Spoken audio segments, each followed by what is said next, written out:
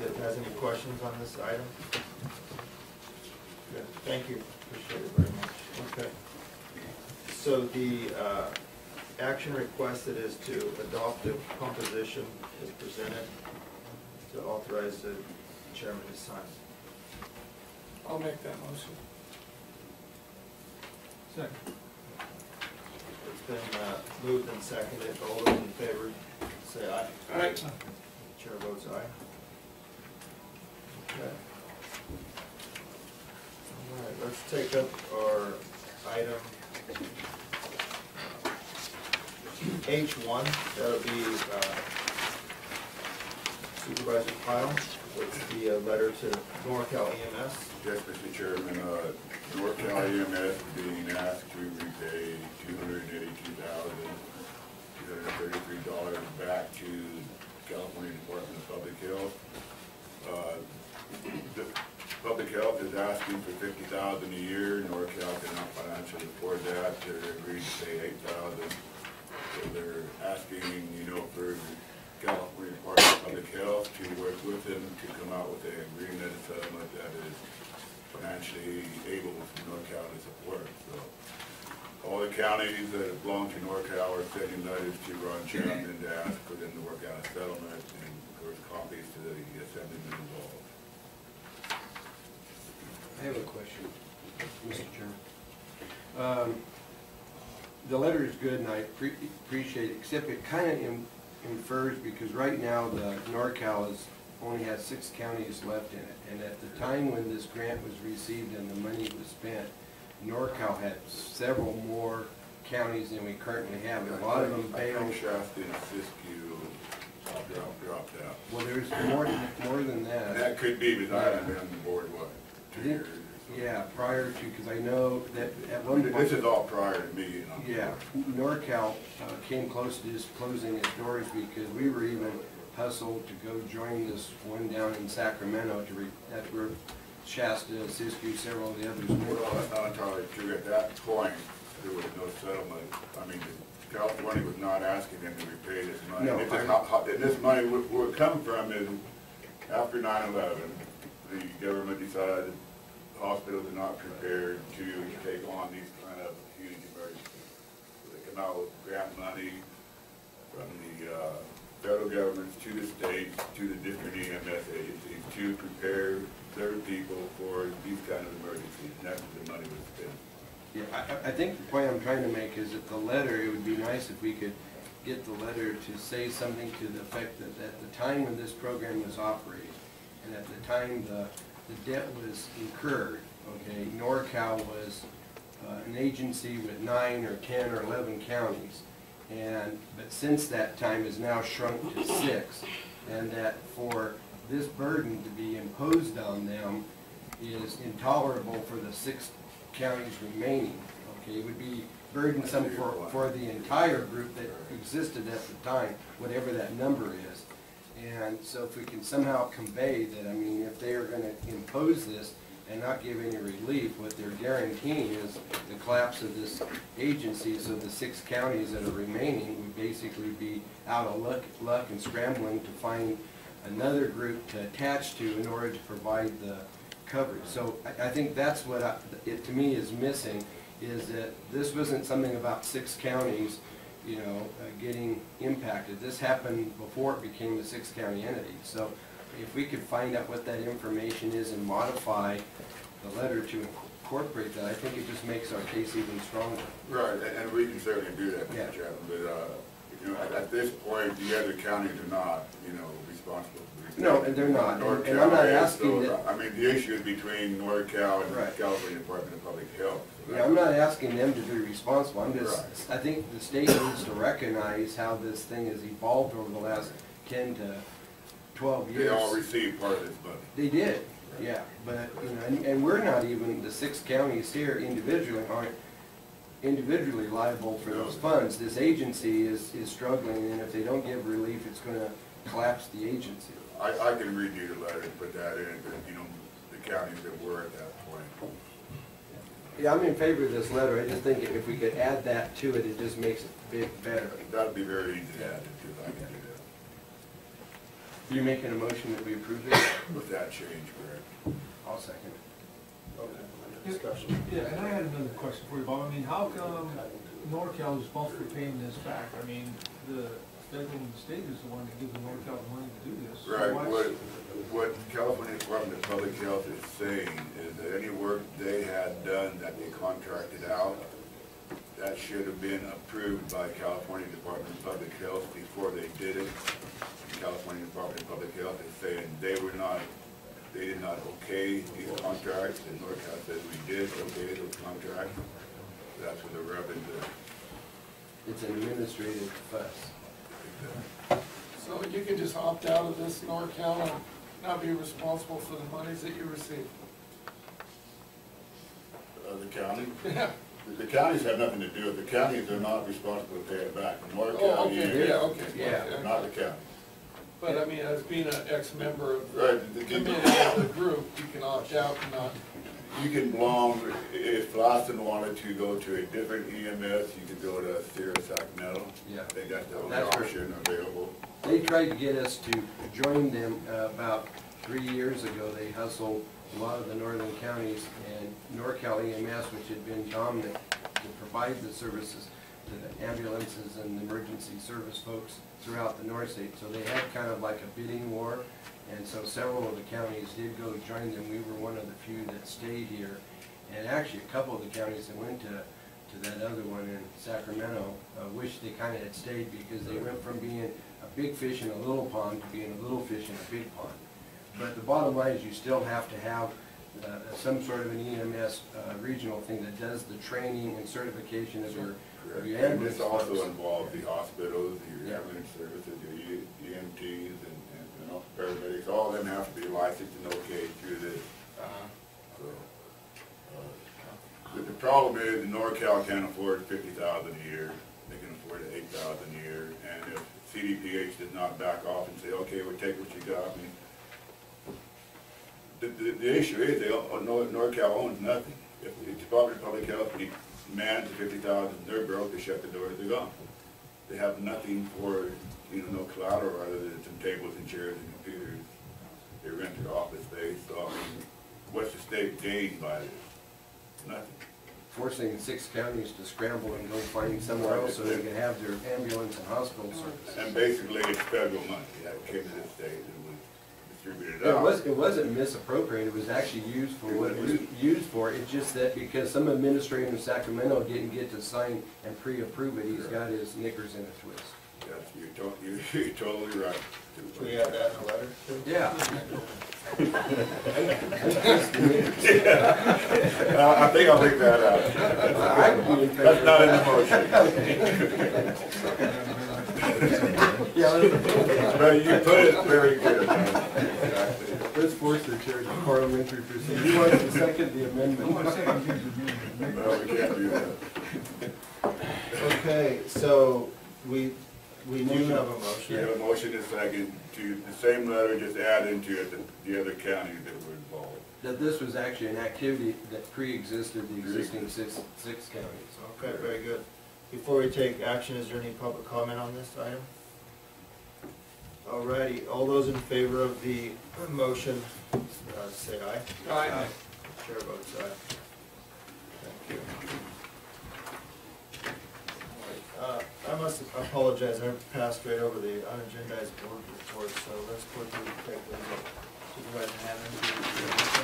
I attended a sheriff's substation meeting in Doyle. That seems to be progressing nicely. And maybe John can pitch in a little bit on this. We have that civilian academy going, which sounds to me like a fantastic idea. Good job there.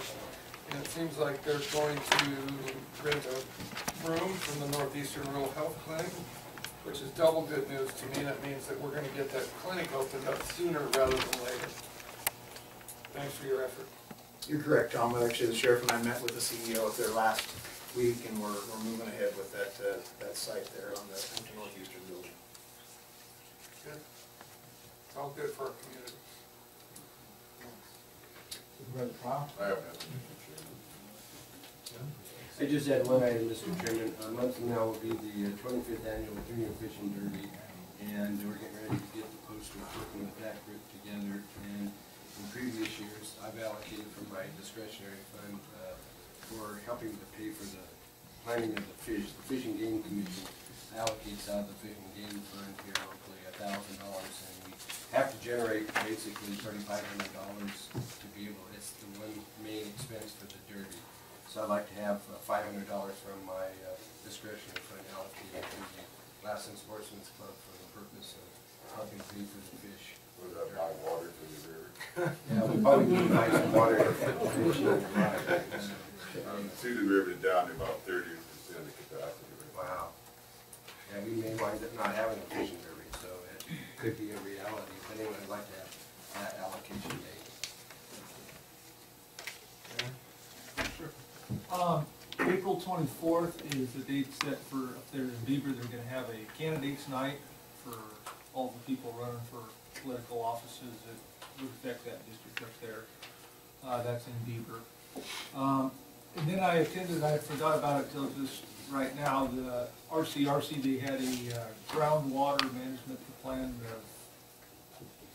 Basically everybody getting together on what issues the RCRC wants to bring up. The groundwater management plan that the state is going to be introducing. So anyway, I attended that phone conference. There's a lot of stuff, I forgot my notes, but anyway, we're going to need to be watching that very closely and be ready to provide some input and comments. The state is looking at the ground. Right, on how we want to implement these basic management objectives. You know, and it's just going to be a rubber stamp thing. You know, kind of like what we do here, but they're going to have their ground rules on what overdraft is and where it stands now and how you're going to handle it. It's just starting to get ugly, I'm afraid. Especially Yeah, I would post-drought. oppose that myself, Chris, Joe. The state right now has no control of groundwater. It's an issue we should be kept local. We don't want to be statewide. But it goes back to these grants, we're getting any grant money, you know, and Well, the groundwater monitoring plan, which we do now, DWR used to do, and actually, RCS does it on 2 wells of mine. That's just to monitor the level of the groundwater. It's not really have anything to do with the management or law authority of groundwater. but they're looking at, They're looking at that. they're really looking at that, huh? We need to watch it very closely. Yes, very closely. And anyway, that's all I have, but other than Jim brought that up, and I'd like to take $250 from my discretionary fund to help out Jim with these, wherever his money's going, sportsman's. Yes, For the fishing derby. Thank you. I'd also like to allocate $250 from my discretionary funds to go toward the fishing derby. Yeah, just quickly, I attended the pool committee last week with Supervisor Chapman. And yeah, I should have brought in and shared the timetable that we have. We kind of forecast 3 months out, and we try and our very best, and we've done a good job at hitting all the targets. And that seems to be really moving things along, quickly. So I'm trying to remember to have that to share with the public at our next meeting. But basically, yeah, we're just doing some final work on the site, preferred site, and Well, there was two significant actions actually, and we basically narrowed down the RFP to a firm that specializes in looking at renovating old pools, so we're having them do an assessment and study and report on what the feasibility and cost would be to renovate the old pool, and then as well as we're developing the plans, as well as working through the location for a new pool if it was built, and depending upon which one comes through financially, will determine which of the 2 tracks will ultimately take place. So, some folks have been concerned about going out and building something new, and even though there's been, cursory decisions made about the existing pool being unsafe and so forth, there's never been a definitive report that identifies exactly what's there. And what's interesting is this firm, it's I think they're based in Sacramento or somewhere down in the valley, but they do pools and pools all over Northern California. And one of them that they Bay Point, California, wherever that's at, down in the Bay Area somewhere.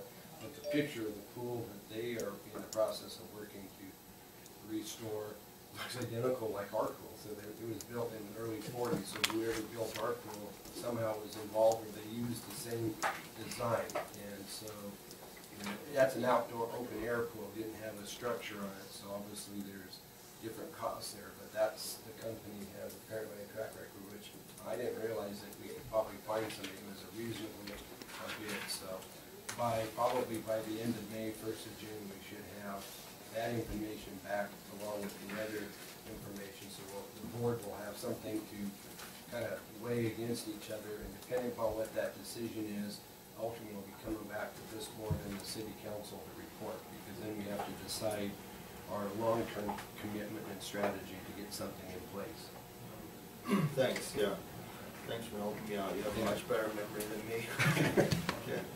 And lastly, I've been talking with Richard a little bit, being that, you know, coming up to election time, and I know, you know, there's several board members that are ending their political careers here shortly. I thought it would be a good opportunity to look at, there's 6 counties that have, in the state that have voted in, you know, term limits, and I think it would be a healthy discussion to place on our agenda to see what the public and the board, you know, feels about perhaps entertaining that. And one thing for certain is when an incumbent is either by choice, well, at this point it's by choice, decides not to vacate a seat, there's just so much energy and new ideas and you know, there's a lot to be said for those opportunities, and you know, I see it, you know, in mind. Not to say that if I had wanted to run again, I would be running unopposed, but like in the case of Supervisor Hammond being unopposed, and I'm sure through the years some of the other seats, when the incumbent goes, maybe there's one challenger or unopposed. I see in the District 3, you know, you have 5, 6 guys full of energy and new ideas to bring to the table. You know, the mayor, they put term limits in Nevada. I think there's like 15 candidates signed up running for mayor. And you know, it could only be a good thing when you get so much enthusiasm. But anyhow, seeing as how it would be a thing that has to be, you know, taken to the voters, I thought it would be good to have a healthy discussion and see where it goes about the possibility. Some of the counties that have voted in term limits are a little bit different. You got Los Angeles, Santa Clara, and San Mateo. They voted in 3 4-year terms, and Orange, San Francisco, and San Joaquin have 2 4-year terms. But in any case, I felt the appropriate thing to do would be to have a discussion, and if the board, the majority of the board feels it's worth pursuing, then we could move forward. But until we have a good, healthy discussion, debate, we talk about the pros and cons. There probably is definitely some, you know, negatives. There's no substitute for the institutionalized, you know, knowledge. I've come to see that. I think it would be a total train wreck if every board of supervisor only did 1 term and everybody's new, nobody knows what's going on. That in my mind would be horrible. So there is the argument on both sides, and I just think it would be nice to have a good discussion about it. I think it would be very good. That's all I had. Yeah, and yeah, I just want to see what Eileen needs to say real quickly. I was just curious, I don't attend the pool meetings. The Credence School area is being considered. Is there 2 parts to that? It seems to be a park on the other side. Yeah, I believe it's all part of the same parcel. It's just a weird shape. Is the committee considering putting the pool in the park area? Because I heard that they were going to keep the college going if that site is chosen, but have you talked about putting it in the park area? I'm going to defer to Jim, but not that he knows something I don't. He's just articulates it kind of nice. I enjoy listening to it. Well, first of all, it's not a park area, it's the playground area for the school. And that's what that grassy field was when the school operated as an elementary school for years. And then it was eventually sold, or it was supposed to have been transferred from the elementary to the high school district. But apparently that transaction, like so many things that happens around Lassen County, it seems like even though decisions are made, the administrative implementation of those decisions never take place. And so we've only learned recently that the transfer between the elementary district and the high school district that supposedly took place 30 years ago was never consummated. So the elementary district actually owns the property, even though the high school thought they owned it for the last 25, 30 years. They've got a short-term lease with, or contract with a college who are using it for one of their programs. That lease is not long-term, and so obviously the fact that they are utilizing that as in lieu of space on the college campus has to be worked out. But the proposal that the board, the JPA pool board entertained was to actually locate the pool down to the south side of the building. So the area where the lawn area, which is the playground area, would not be affected by the construction of the pool. Eventually it could be utilized for parking, it could be utilized for something in relationship to the pool for an outdoor recreation area, or it could be utilized for maybe some additional pool or water type features, playground, water features that could be incorporated with it. That design hasn't been even thought of, but the actual pool itself would be located down closer to the school building, with the idea that the school building could be adapted to provide support services for the pool, such as changing rooms, lockers, restrooms, some office space and so forth. And that was at least what was presented to the board, and the board has entertained that is a viable consideration. It's also on a closed geothermal loop system that would allow for it to operate year-round with geothermal without having to charge the whole system, which is what was one of the other considerations if we stayed at the Roosevelt site in terms of building something there. But it kind of emerged through a series of considerations as being the preferred alternative, but there are a lot of details yet to be worked out. Thank you.